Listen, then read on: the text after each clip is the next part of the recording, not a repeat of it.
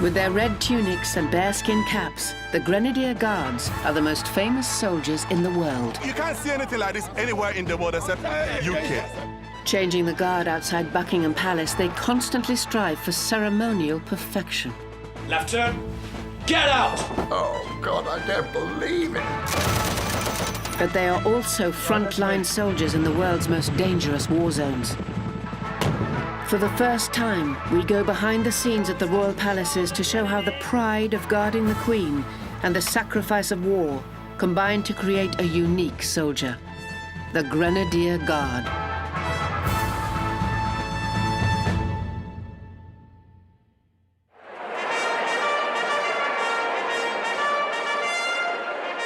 Windsor Castle. The Queen is having a party.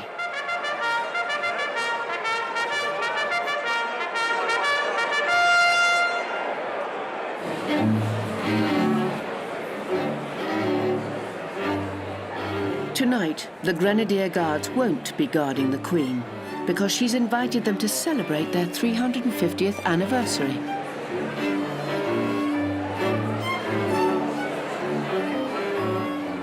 Colonel Carew Hatherley is the commanding officer and the proudest man in the room.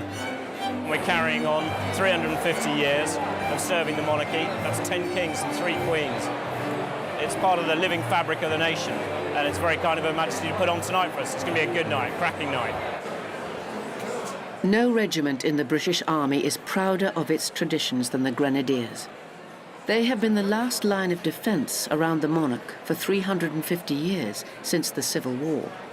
This sense of tradition stretches from their colonel, the Duke of Edinburgh, all the way down to the most junior officers. When you instill someone with a sense of the enormity of the traditions he represents, it can only lift him, man for man. Our guys are better for what they do because they have such an appreciation of what it means, not just to be a soldier serving in the British Army, which is an amazing thing, but to be a Grenadier Guard. But not every Grenadier is invited to the party. Get your notebooks out and shut up. 500 miles north, Captain Ollie Doherty is leading a platoon of trainee guardsmen on their final exercise. 6 days battling the enemy and the elements in the Scottish Highlands. Yes, the weather is grim. Yes, it's going to be misty. Yes, it's going to be wet. Okay, but this is the climax of your course as far as I'm concerned.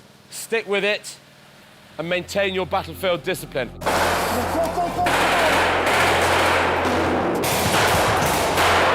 Like Beirut now, innit? Okay, like Terminator. We know that there are enemy further down the bottom. I want you to go in hard. Anything that moves, you destroy. Go! Each recruit has made it through nearly 6 months of basic training, hoping to join one of the 5 regiments of foot guards. I want everyone to consolidate their positions and start regrouping at this location. Stephen Cooper is one of 13 grenadiers who started the course. At the end of the training, only 4 remain. For the last 4 nights, I've been sleeping under trees and rain. That colour there is what it's supposed to be, and because of all the water that's on it, that's the colour it is. Because so many people left us make us proud to be quite close to each other now. How to push your bodies further when you start to feel pain and that. If they can survive 2 more gruelling days, they'll finally be able to call themselves Grenadier Guards. No. Tell me a bedtime story. You want to know a bedtime story? There was once 4 grenadiers in Afghanistan. Yeah. Beekman, Cooper, Wright and James, and they're all in the same platoon. Left wheel, pick, march! Halt! Reason! High! They will join the Grenadiers' ceremonial soldiers, who live in Wellington Barracks in the very heart of London. And wearing the famous bearskins, they will stand guard outside Buckingham Palace. It's a world of drill, royal pomp, and tourism. The palace is very gorgeous. It seems like a fairy tale. I think it looks like Disney World for Brits. And the soundtrack to this experience is provided by another part of the Grenadier family, the legendary band of the Grenadier Guards.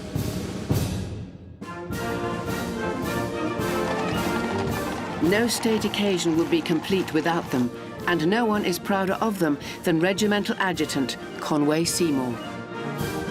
Of all the world's great heroes, there's none that can compare with the ta-ra-ra-ra-ra-ra-ra of the British Grenadiers. He's been a Grenadier for 42 years. Today, he's welcoming 2 new musicians to the regiment. During their 12 weeks military training, they've learnt to march like soldiers. 2 musicians ordered to attend number 15 company, sir. Do you know how lucky you are? Yes, sir. You do. You are joining the best band in the British Army. And there are standards that you have to maintain. I'm delighted to have you in the band. It's a close-knit and happy body of men and girls. Welcome and good luck. Thank you, sir. Thank you, sir. Musicians, how about turn? Quick march, no, right, left. That's Corporal. Shut up! Musician Abby Davis is just the 5th woman to join the band. Her first challenge is to find her room.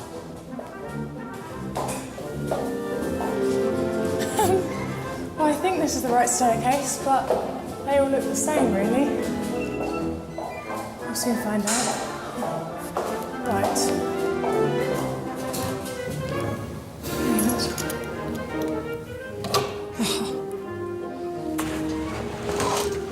Oh, that's a good view.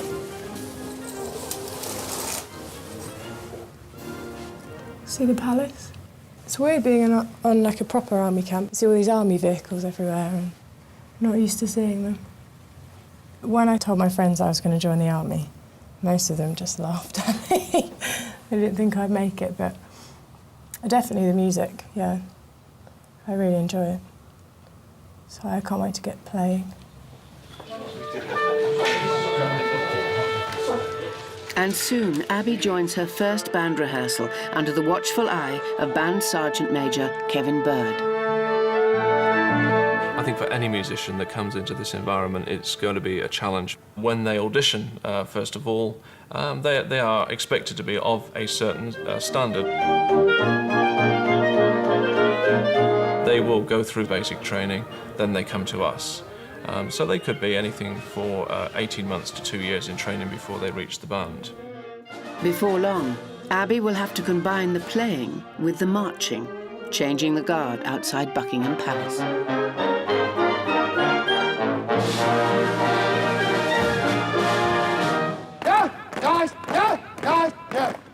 Catterick Camp, North Yorkshire, the Guards training depot. 6 months ago, 60 trainee guardsmen started basic training here. Now Stephen Cooper and the 32 others that are left have returned from final exercise in Scotland. Tomorrow is their passing out parade. Just feels like I'm just ending a jail sentence. I'm most pleased probably about my mum coming, because I think it's good that I finally I'm doing something that makes her proud and not disappoint her all the time. Not the way it should be, mate. 20 guys in Cooper, sir. Yeah, not really what it's done for. And have you got lots of people coming tomorrow? 14 people, sir. 14? Sir. Good. If tomorrow doesn't put a smile on your face, then nothing will. Because it'll be a great day. It'll be a glorious sunny day, a bit chilly, but ripe for immaculate young guardsmen. Enjoy yourself tomorrow. Thank you, sir. Are you getting money? What are you money? Girls Madden. You should be extremely proud of what you have achieved. And when you look your section commander and platoon staff in the eye tomorrow, then you want to look them in the eye, shake their hands and say thank you very much for everything you've done for me. Their work has transformed you into the man you are today. You've done bloody well to get this far. I wish you all the best of fortune on operations in 2007. Well done, gentlemen. Good luck. They may have completed the training, but there's still time for one last rehearsal.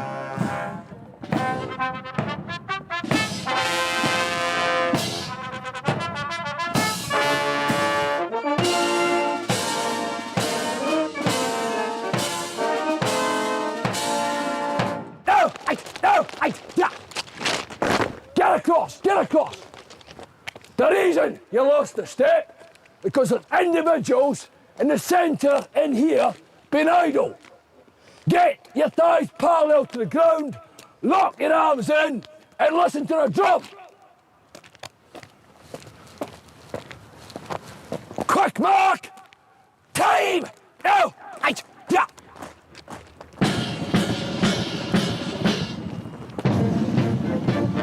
Tomorrow, all eyes will be on them. But the rehearsal hasn't gone well. The effort there towards the end was good, but at the beginning it was poor. You can't afford to do that standard in household division. We won't accept it in the Guards.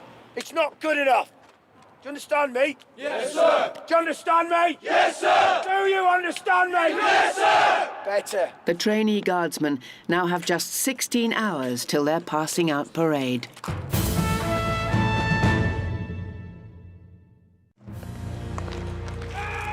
In Yorkshire, after 26 weeks of arduous basic training, the day of the passing out parade has arrived. And trainee guardsman Stephen Cooper is getting some help knotting his tie. In fact, undo it again, just leave it loose, and then I'll do it. I've never really worn a tie. Well, I used to wear a clip-on tie for school. His family has turned out in force and are overflowing with pride.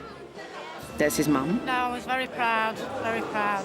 His mum's boyfriend. Really proud of him, really proud of him, yeah. Very proud. His aunt. Very proud for Stephen for getting through it and doing it. And his little sister Zoe. He's okay. Nervous, are you? Yeah.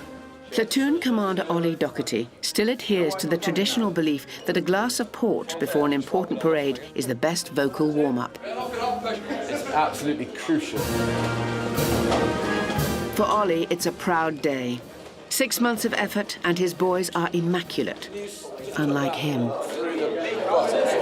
Just a last-minute button drama. Simple as that. No problems.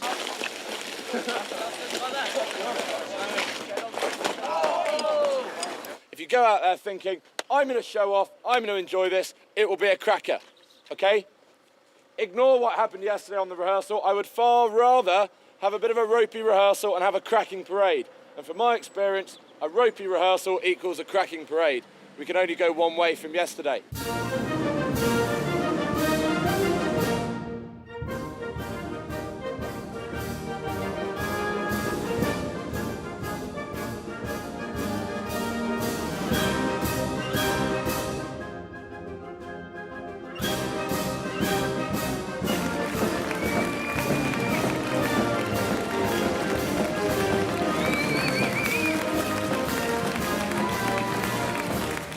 I was crying. I went to pieces, actually. Didn't think the army would take him because he was a bit of a wild child. Yeah, he was sort of starting to drift the wrong way at one point, but I knew he'd do it. He's changed a lot. He's matured. He's become a man.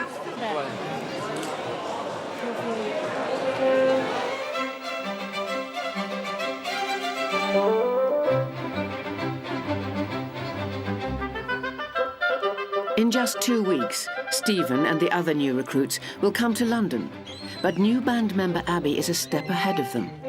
Today's the day for her to do her first guard change outside Buckingham Palace. Oh dear. Maybe I should wear a thin sock on this one and a thick sock on that one. My feet, this foot's bigger than that foot. Oh, really? Yeah. It's time for her to play her instrument in front of a big crowd whilst marching and wearing a bearskin. It's a job that comes with its own unique set of potential hazards. You need to see where you're going, and not only that, you need to be able to read your music. Dropping your music, losing your mouthpiece. The standing around part, she's got to stand around for quite a time. The whole thing from start to finish, we're looking at around about 2 hours. Thank you. It may be Abby's first changing of the guard today, but for the company commander, it will be the last.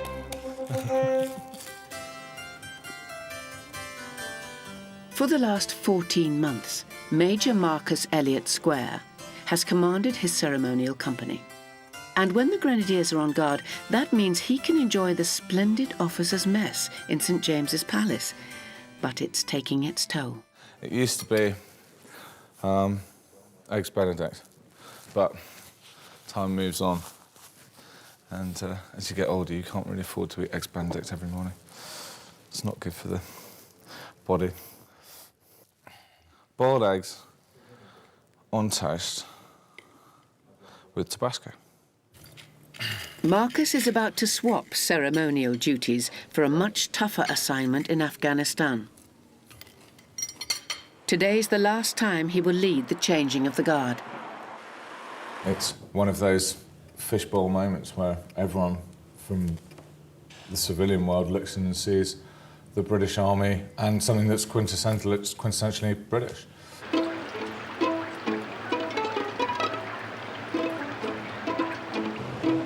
But there's a chance they won't get to see it this morning. It's raining, and there's nothing the band hates more than rain. Baronets, for example, the pads are going to swell up, and an overhaul's about 150 to 100 pounds per instrument, so we don't want to be in that situation this morning. The decision will be made in the next 20 minutes as to whether we go ahead with the full all singing, all dancing changing of the guard at Buckingham Palace. The tourists, the guardsmen, Abby and the band, and even Marcus are all waiting for a decision that rests with the oncoming Guards regiment. It's getting heavier.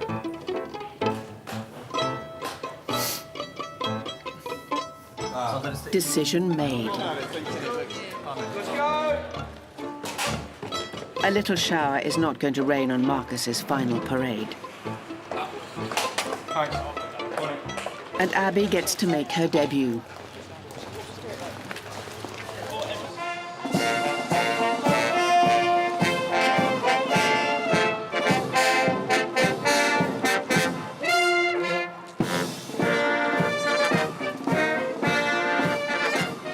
After 24 hours on guard, Marcus proudly leads his grenadiers onto the palace forecourt to hand over the guard for the very last time.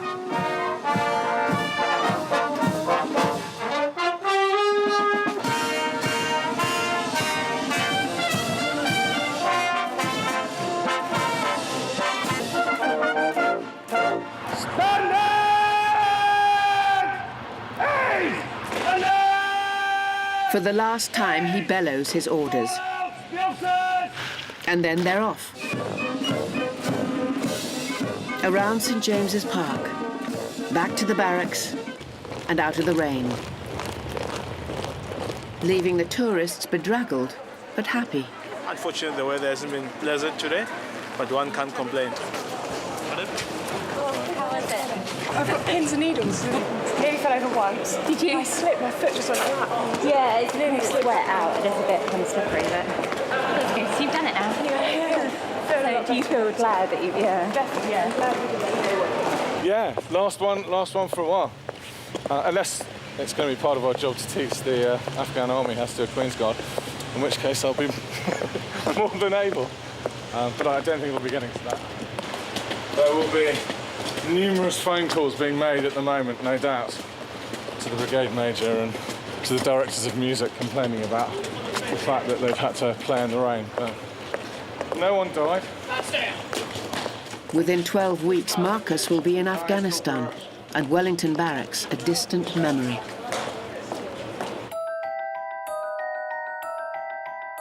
After passing out, new guardsman Stephen Cooper is on leave at home in the Midlands. This is the room where I stick all the pictures and that. He put home in one picture and then it sort of accumulated, so this is his grenadier room, as he says. 6 months basic training has transformed him into a proud grenadier. I've got that one. Tells you a bit about all the grenadiers. I've got my oath of allegiance up there as well, where the moment I signed my life away. And that's my platoon photograph, and there's me. He's just days away from guarding the Queen, But he used to be just another lad getting into bother with the police. I used to get into loads of trouble, getting fights downtown because people like, annoying me. I always used to get into trouble like, because of my anger and that. But I've settled, I've calmed down a lot now. We've had a few problems in life, haven't we? I've been married, divorced, a few problems. You've seen a bit of violence, haven't you? Yeah. We ended up in family therapy at one point because he did take on the violence, literally. We're not going to talk about that anymore. No. But no, that's just it. You've pulled yourself up. Yeah. And you said yourself you had a bad temper, and he did have a very short fuse on him. But he's learned to control that. It's your determination, really. Because if you didn't want to do it, you definitely wouldn't have done it. Because he's that stubborn. Stephen's determination is about to take him to London, to the very heart of British ceremonial life.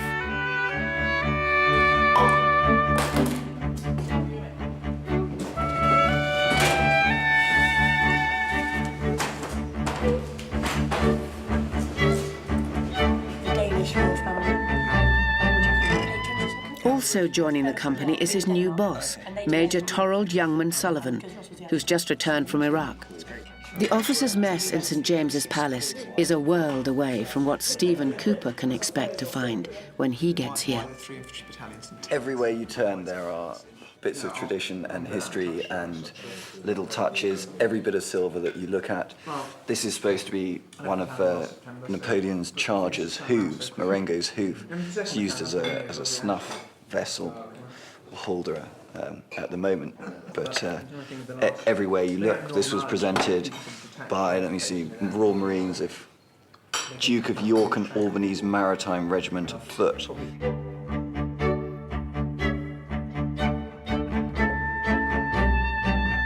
I am responsible for the Queen's Guard. I have a detachment and an officer in charge in the Tower of London. I have a detachment and an officer based here in St James's, and a detachment and an officer based in Buckingham Palace. But I enjoy Windsor Castle, to be honest with you. For 48 hours, we will provide the security, both ceremonial and non-ceremonial, in conjunction with the police for all three palaces. Whilst we're on guard, we are very, very well looked after here, but we're not allowed out. All women have to be out of St James's Palace by 8 o'clock. So you can entertain, but you can't go anywhere. While Torald enjoys his gilded cage, the 4 new guardsmen have to report to their London barracks. For these lads, it's a whole new world. Flipping hell, there's quite a lot of people around here, isn't there? Oh, is that your town square then, yeah? What the hell's that building? I want to see something that's got prices on the window or something. What's that? There we go. Oh, right. What's that? Steak and ale pie, £7.45. What? Sausages and mash, £6.75. Fish and chips, £7.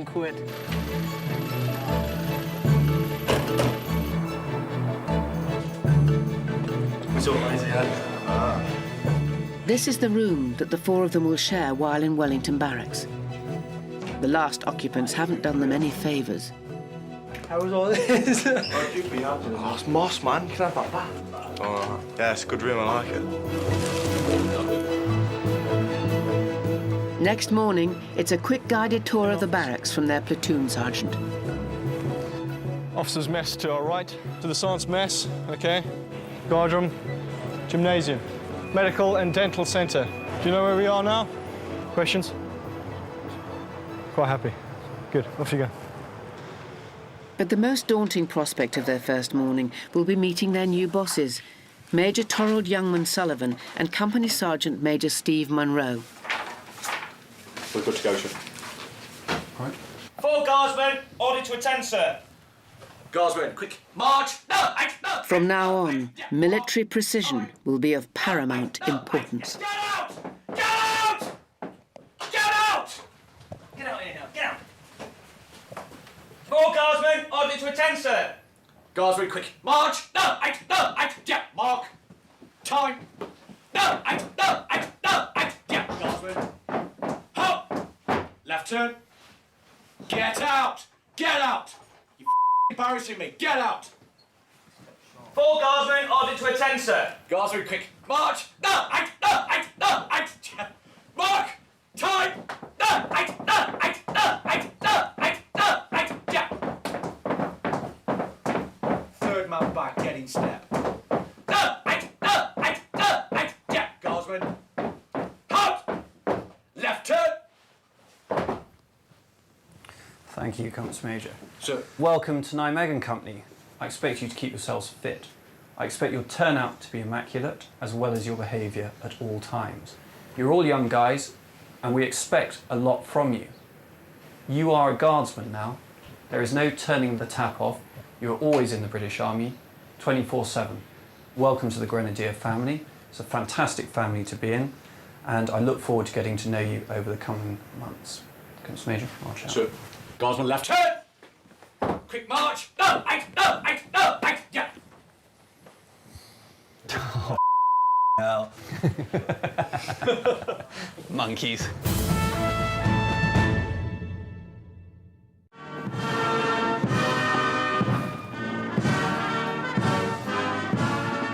While the band and 120 grenadiers put on a show for the tourists in front of Buckingham Palace, the remaining 600 men of the regiment look ahead to their next mission, which will take them to Afghanistan. Right, good morning, everybody. Welcome to the Grenadier Guards battle group plan. 4 months is not a long time for us to get ready for what promises to be a pretty crunchy and emotional tour out there. So, very quickly... Colonel Carew Hatherley is the commanding officer. His men have just returned from Iraq, and now, in the quickest turnaround the British infantry has yet attempted, he's got just 4 months to prepare them to fight the Taliban in the most dangerous corner of Afghanistan. We'll train the Afghan National Army 3rd Brigade. This is what we expect to do, a Brit helping an Afghan to do the warfighting bit. But in extremis, you all need to be prepared to also do that, where the Afghans are now watching the Brit do the warfighting bit. They try to make the training as realistic as possible. Get a block, Vin. But the English weather doesn't help. What's that one to do? We're going to be in a barren desert land or whatever, and we're here amongst the trees of Norfolk in December. So you couldn't get much more different if you tried hard, really. To make their training relevant to their role in Afghanistan, they brought in some genuine Afghans to help them learn how to fight using interpreters. Right, you tell him where the enemy is. Go on then, can you tell him where the enemy is? Assalamu alaikum, how are you?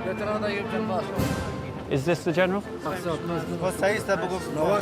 The Afghans also help the Grenadiers iron out any language or cultural problems that might crop up. We'll be teaching the AK-47. The training ranges from the technical to the diplomatic. It's very important that we speak to the higher rank. Yep, he's on his way. Please don't make us wait too long. Perhaps if he could command from slightly further back, he's the most important man here. A man of his importance. If I could just make a suggestion. Just want to watch him that he doesn't deviate and do his own thing.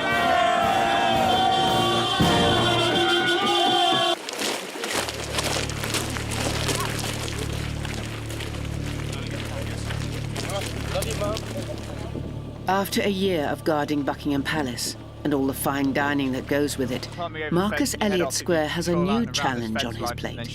You've been tasked forward to clear the area of any suspected Taliban. He's joined the Grenadiers, preparing for Afghanistan on exercise in Northumberland. Soon he'll be fighting for real, but already he's finding the going tough. It's certainly been a bit of a shock to the system. My wife has said that I've been far too pampered in Nijmegen Company, and coming back to battalion has been more of a shock to the system than I previously imagined it would be. Obviously, as you can hear, I've got a bit of a cold. Marcus is leading his platoon on an assault across open ground. The exercise has to be as realistic as possible. That means using real bullets.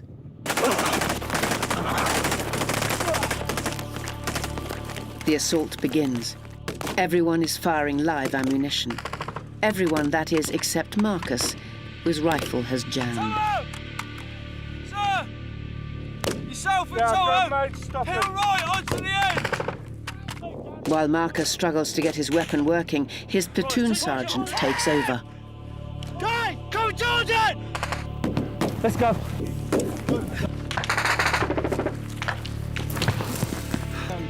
Yeah. Once the grenade's gone off, I'm going to engage that target there.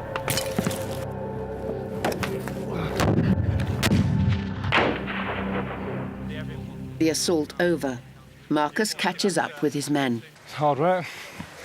Very hard. I hope you're getting the full angle of this hill. Slightly harder going up and coming down. He may be feeling a little puffed, but this evening he has to lead his entire company on a much more dangerous night assault and keep them clear of the lethal firepower of tanks and aircraft.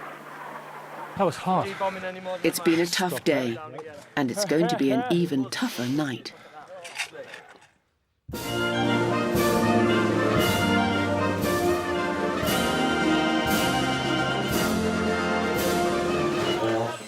The band, too, is being put to the test. Today they face their annual examination from the Army Corps of Music. I haven't seen the Director of Staff arrive yet. And Band Sergeant Major Kevin Bird has some last-minute pointers. Good, confident start. Don't overblow in the first two ranks. The inspection will put them under the steely gaze of Lieutenant Colonel Stephen Smith, the Army's principal director of music. If he's not happy, they won't be deemed fit for role, and that would be the height of embarrassment for the band. Conway Seymour looks on from his office, anxious that his band does itself justice. When our band strike up, it is a really stirring feeling. Everybody grows 6 inches in height because you immediately, shoulders back, head up, neck in the back of the collar. I defy any grenadier not to feel proud. But the band's repertoire has to reach far beyond marching music. Next up is the classical orchestra section. So far, not a flicker of a smile from Lieutenant Colonel Smith.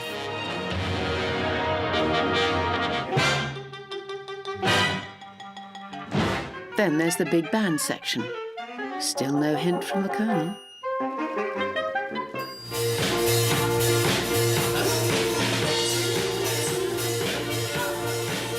And finally, the dance band.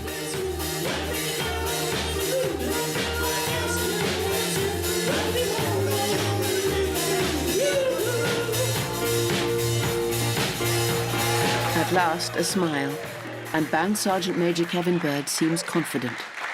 The ensemble has come together and we've produced some great sounds today, so I'm really pleased. Ah, good. And when the inspection report arrives, Conway Seymour is once again the proudest man in Wellington Barracks. I have to say it is the most wonderful report. It says the band of the Grenadier Guards is deemed fully fit for role. With the band judged fit to carry on with their ceremonial duties, the new recruits are preparing to guard the Queen for the first time. And for that, they'll need a bearskin.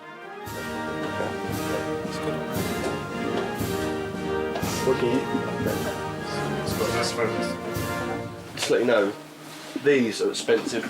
Do not use them as footballs. Although the bearskins are black, it actually starts off life as a brown bear, which are actually called in Canada as a form of pest control. The reason why we wear the bearskin cap is through the Battle of Waterloo, where the 1st Foot Guards defeated the French Imperial Guard, and as they murdered them, as they killed them, they actually then stole the bearskin cap. Then there's the jacket. In the summer, it will be the famous scarlet tunics, but in winter, they wear grey greatcoats. The whole outfit costs over £2,000 per man. Makes you feel like you're finally a guard. Next, they take their first clumsy steps towards mounting guard outside the palace.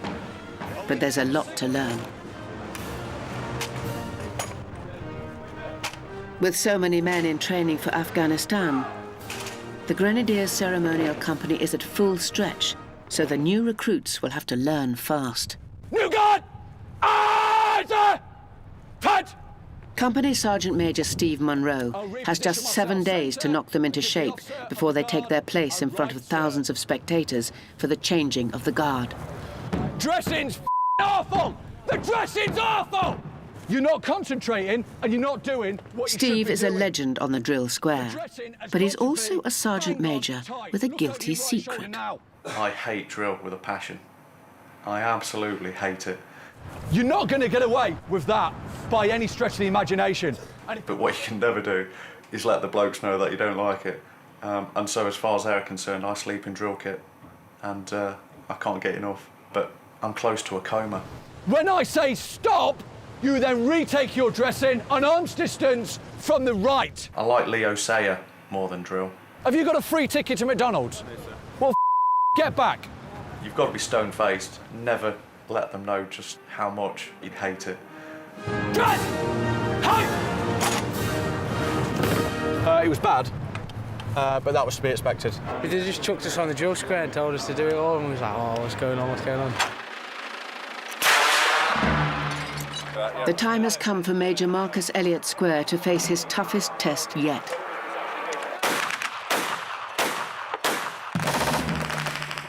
He has to lead his company in a night assault using live ammunition.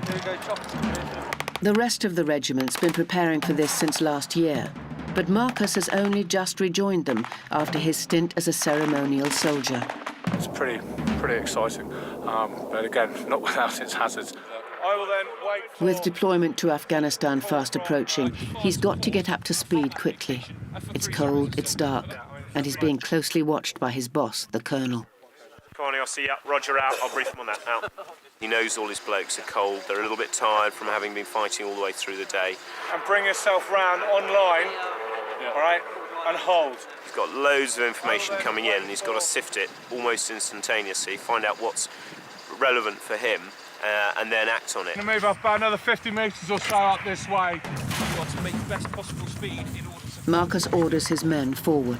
They're pushing up to the left-hand side, about 500 metres, so it's pretty hard going for them. They've got to be as quiet as possible. West. Get eyes on from the top of this ridge. When the company commander gives them the cue, the fire support will all open up. That's the cue, and in they go with tracer bullets flying just above their heads.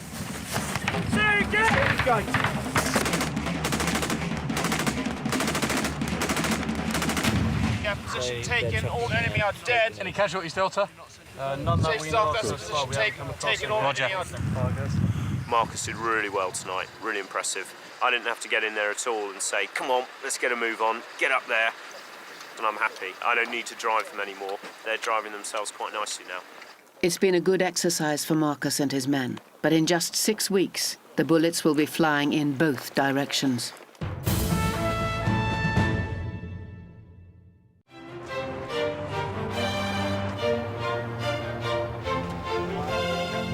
The time has come for Stephen Cooper and the other new recruits to finally take their place on guard outside Buckingham Palace. I'm just trying to straighten out the kink because I've got a kink in my curb change. So I've been told the way how to do it is to like wrap it up in a towel and smack it hard.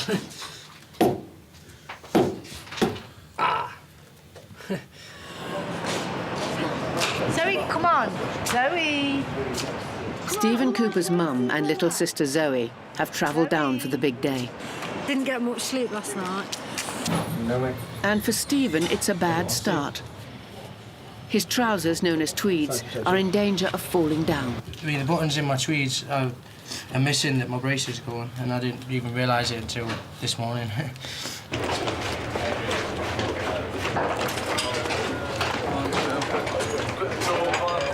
Oh, smart. Looks like a toy soldier. Right here. No. You've got to stay with me. No, you've got to stay with me. Yeah, well, you can see Stephen in a bit. I think they'll probably be a little bit nervous. It's quite windy out there as well, which has another dimension to whether your bearskin cap's going to blow off or not. So there'll be a lot of things for them to think about. I think they'll probably be feeling overall a bit like a rabbit caught in headlights. Guardsmen changed the Buckingham Palace attachment of the Queen's Guard, sir! Guardsmen Buckingham Palace attachment of the Queen's Guard, sir! Guardsmen Cooper St James Palace attachment of the Queen's Guard, sir! Right, your tweeds. Those are your tweeds, are they? Sir. Are you wearing braces? No, sir. No? No, sir. Why are you not wearing braces? The buttons snapped off this morning, sir. And? You just come off the square for over an hour. What's your name? Cooper, sir. Guardsman Cooper, bad order, sir. Guardsman Cooper, bad order, sir. Guardsman Cooper, bad order, sir. Changing the guard at Buckingham Palace always attracts the tourists. And it falls to the band to entertain them while they wait for the ceremony to begin. It's a special day for Stephen, but the drum major is pulling out all the stops for a different reason. Standing next to me today is Drum Major State, wearing his state clothing. The reason he's wearing his state clothing is because it's the Countess of Wessex's birthday, and on all royal birthdays and accessions, the drum majors wear their state clothing. One of the best orders addressed in the British Army.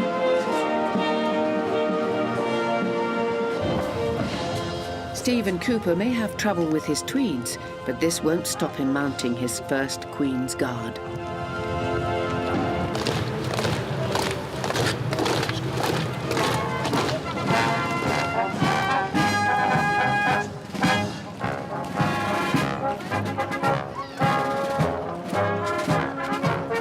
The tourists may not have a clue what it all means, but changing the guard is the most polished and practiced military ritual in the British Army.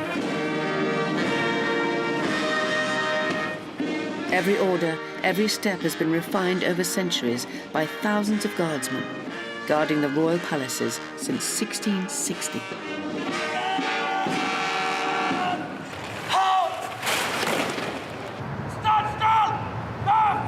It is an elaborate show of strength and discipline, but what's going on is very simple. One set of guardsmen have marched from their barracks to replace another in the famous sentry boxes outside the palace. See if you can spot Stephen with a really, really good look.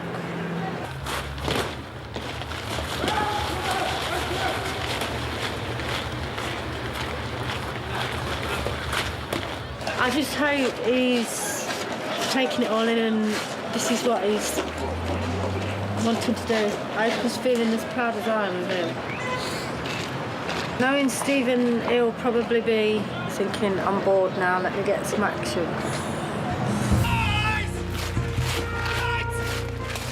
The new recruits are going straight on sentry duty. Every 15 minutes for the next 2 hours, they will march 10 yards, turn around, and come back again. Apart from that, they just have to stand still.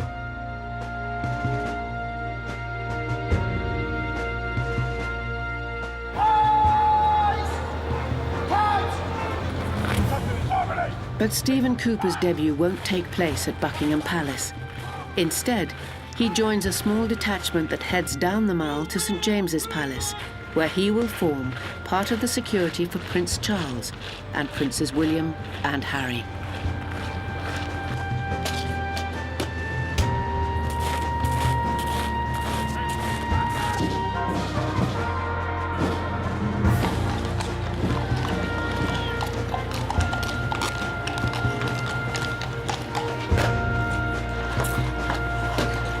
Sentries! Past!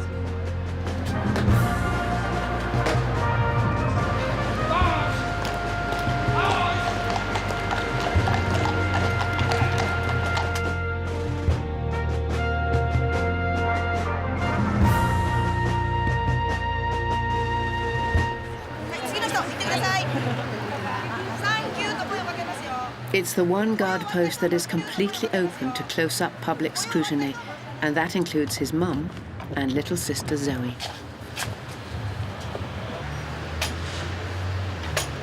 Okay, Sarah. It's awful. I should be crying. I should be happy for him. Stop crying. Sorry.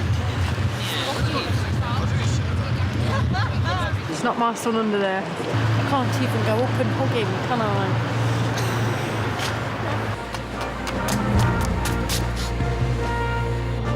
Stephen, smile for your grandma.